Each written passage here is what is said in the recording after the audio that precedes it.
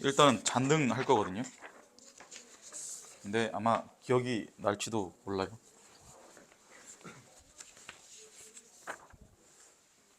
그 하기 전에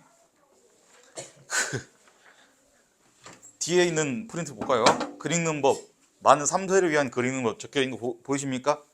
예, 이거는 이제 이 세종시 각지 키즈 카페들에 제가 배포하기 전에 여러분한테 먼저 좀 말씀을 드리는 거예요. 여러분들이 사실상 기역, 니은, 디귿 그리고 아야, 어요 정도는 읽을 수 있지만 비행기, 뭐 악어, 비둘기 이 정도는 읽을 수 있지만 사실 여러분들 아직 문장은 잘 못 읽잖아요. 그죠?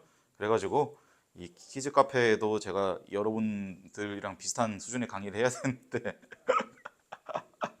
그 하기 위해서 이제 준비를 해놓은 거예요. 장난이 아니라 신입생들 이제 왔을 때 그 쌤이 저번에 얘기했던 독해의 기본 이제 요소 얘기했잖아요, 그죠? 그러니까 이 별명으로 쌤이 독해 삼겹살 이러면서 얘기했던 거 그걸 조금 이 문서로 정돈을 하는 과정에서 아 이거를 차라리 이 정돈된 거를 설명을 계속하거나 뭐 영상을 참고로 올릴 거야.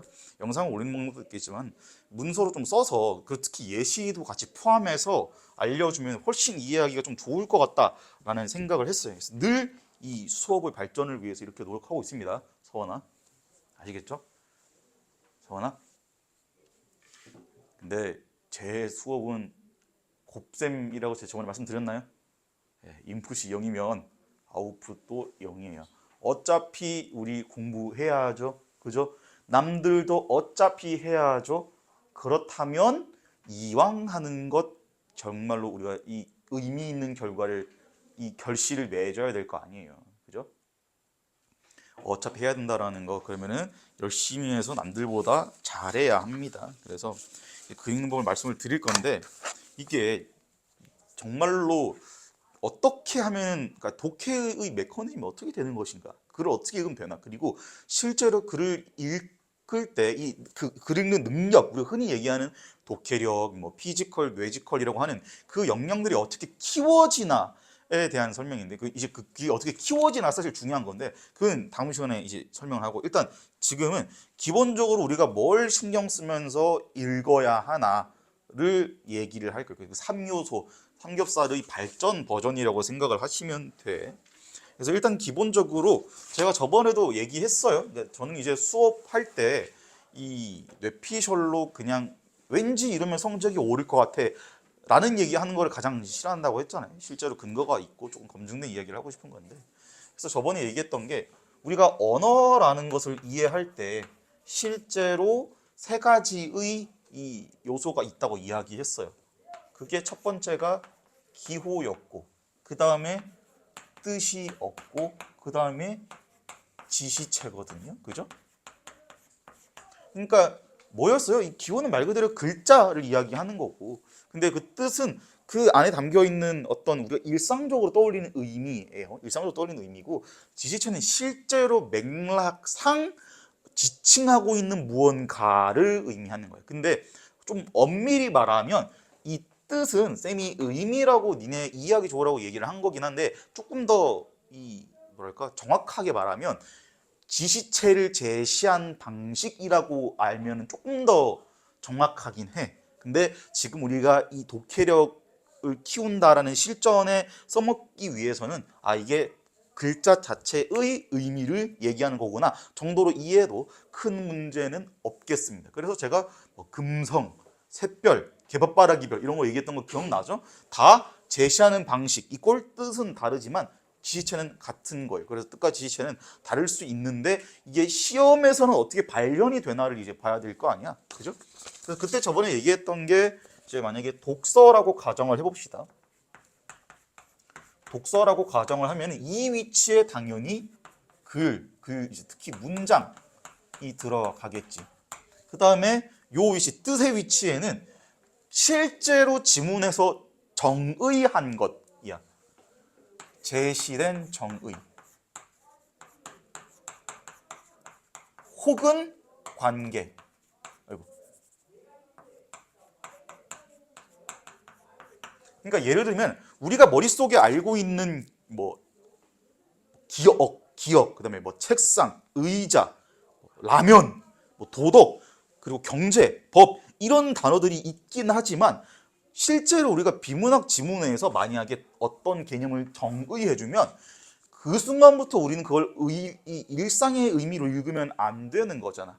그렇죠? 그러니까 예를 들어서 뭐 우리 자주 했던 질문 중에서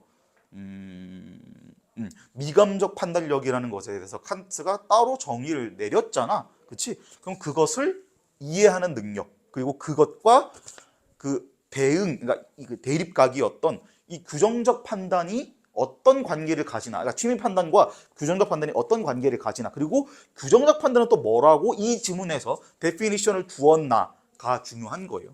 근데 그걸 가지고 결국에는 객관적 개념과 정보를 알아내야 했다.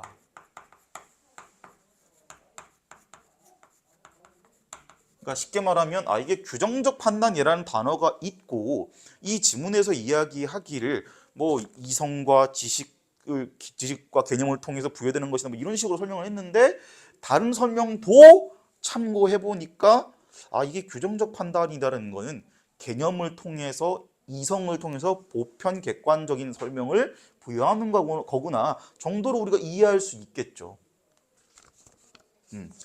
그리고 만약에 이게 문학이라고 하면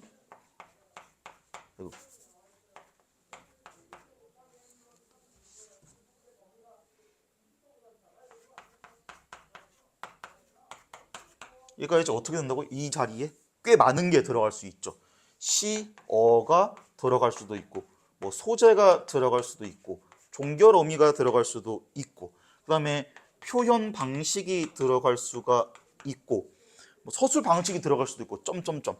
근데 결국의 공통점은 뭐야? 그냥 시각적으로 봤을 때 인지할 수 있는 것. 그러니까 이해 말고 사고 말고 추론 말고 인지까지만 해도 보이는 것들이죠. 근데 이제 이걸 가지고 우리가 실제로 이해하는 것은 제시된 장면 혹은 심상이 무엇인지를 알아내야 하는 거였죠. 그러니까 예를 들면은 이육사의 초가에서 뭐 묵화가 어쩌고 그 구겨진 예기책을 편듯 이런 식의 표현이 나오잖아. 그러면 그거를 우리가 리터럴리 그냥 읽고 끝내는 게 아니잖아. 우리가 지금 카메라로서 시험을 치는 게 아니잖아요. 이 이성적 사고를 하는 존재로서 이 시험을 친다면 그걸 종합해서 그럼 여기서 고향의 이 장면을 회상하고 있고 그리고 그게 뭐 묵화라는 거 그리고 이야기책에다 비유를 했으니까 이게 그림책 혹은 그림의 고향을 비유하고 있구나라는 심상과 장면을 떠올리면 되는 거지. 그렇죠? 심상과 장면의 차이는 장면은 그냥 외부에서만 보이는 유형의 것들인 거고 심상은 무형의 것들이야. 근데 얘는 우리가 머릿속에서 상상으로 떠올리는 거니까 당연히 무형의 것이나 사상이거나 개념이거나 감정도 머릿속에 장면처럼 떠올릴 수 있죠. 영화 드라마면 카메라 그 스크린에 담기는 거는 카메라에 잡히는 것 뿐이잖아. 그치? 근데 우리가 실제로 상상할 때는 슬픈 항구라는 거를 심상으로는 떠올릴 수 있죠. 장면으로는 안 된다고. 그 두 개가 차이입니다. 그래서 마지막으로 우리가 알아낼 수 있는 것은 그러니까 지시체에 해당하는 화자 혹은 작가 혹은 인물의 의도 혹은 생각 블라블라블라 그러니까 숨겨져 있는 의미 이야기하는 거예요. 그래서 이렇게 딱 이 각이 정리가 되잖아요. 그죠? 그래서 중요한 것은 이 3요소가 있는 건 알겠는데 내가 왜 이걸 쪼개놨을까 이거예요. 내가 이렇게 표로 정리하는 게 좋아서 이렇게 했어요? 물론 표로 정리되니까 쾌감이 없지 않아. 복잡함이 이 단순하게 정리되는 그 순간 좋긴 하거든요. 다만 이제 써먹어야 될 거 아니야. 그러면 이게 시험 텍스트니까 이렇게 툭 잘라보면은 우리가 실제로 가장 실력을 덜 발휘했을 때 이해할 수 있는 건 여기까지야. 서원아, 그쵸? 그 다음은 여기까지죠. 그쵸? 그 다음이 이까지인 거고. 근데 이 다음 단계로 넘어가는 방법이 뭐라고 했죠, 제가? 앞에 있는 이 요소들을 2개 이상 종합해야 한다고. 종합해야 한다고. 그래서 시어를 하나만 보고 묵화라는 단어만 보고 이건 고향을 상징하는 것이군 라고 해석하는 것은 틀린 해석이에요. 그러니까 결과가 맞았더라도 과정이 틀린 거야. 아시겠죠? 그러니까 근데 고향을 그린이라고 했으니까 고향을 그렸다, 고향을 그린 묵화라고 했으니까 이 3가지 단어를 다 조합해서 그럼 이 묵화는 고향을 의미하는 것이군이라고 생각하는 건 적절한 이해예요. 적절한 해석이야. 그렇지? 이게 우리가 앞으로 이 3년 내내가 아니고 이 임종 직전까지 언어 시험을 치겠다 하면 임종 직전까지 사실 할 수 있어야 되는 것들이에요. 그래서 그 장면들을 또 장면과 심상들을 2개 이상 연관을 시켜야 우리가 화자나 작가의 의도를 결국에는 알 수가 있다고 이야기를 했지. 그죠? 그러면 이게 묵화가 고향을 그린 그림인 건 맞는데 구겨진 하늘을 이야기처럼 폈다고 하니까 여기서 그럼 이 화자는 지금 고향에 대한 회상, 과거 기억을 주섬주섬 한 조각씩 꺼내고 있구나 라고 이해를 할 수 있었던 거고, 그 다음 문단에서 뭐가 가능했죠? 그 조각 얘기가 나왔을 때 이게 뜬금없이 나온 조각이 아니고 그림 조각이 사실은 고향에 대한 기억 한 조각이다라는 것을 설명할 수 있었잖아. 근데 중요한 건 뭐예요? 여기서 내가 지금 그 이육사의 초가에 대한 해석을 하는 과정에서 지금도 그렇지만 지식을 얘기한 적 없잖아. 그냥 방법을 이야기했을 뿐이에요. 그렇죠? 그래서 요 단계도 당연한 것이고 앞에 있는 단계의 2개 이상을 가지고 종합을 해야 다음 단계, 이 고차원의 독해력을 필요로 하는 이 정보들로 우리가 갈 수 있다라는 거예요. 그리고 그걸 뭐라 부른다고? 2개 이상을 합친다니까요. 텍스트들을 2개 이상 합치는 거야. 서로 합치는 거예요. 컨이 뭐라 그랬어 내가? 서로라는 뜻이라고 했잖아요. 컨프런트, 컴프로마이스, 컨퍼런스, 그리고 컨버세이션 이런 거. 그렇죠? 그래서 컨텍스트가 맥락인데, 그러니까 정작 애들이 맥락이 중요하다, 문맥이 중요하다라는 건 다 알고 있지만 실제로 그걸 어떻게 잡아야 하는지를 모른단 말이야. 근데 이렇게 잡는 거예요. 텍스트 2개 이상을 서로 상호 참조하는 거야.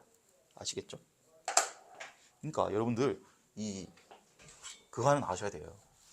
너네 긴 글을 읽는 걸 이제 그렇게 익숙하지 않잖아. 그리고 이제 선생님이 한번 경을 칠 이 발언을 들었는데, 통합 대시보드랑 숙제 튜토리얼을 제가 써서 읽어보세요 올려놨는데 읽었니? 물어보니까 길어서 안 읽었어요라는 그런 이 잔인무도, 극악무도, 끔찍 참혹한 발언을 한 학생들이 있었어요. 너 아니었니? 근데 그거? 너 아닌가?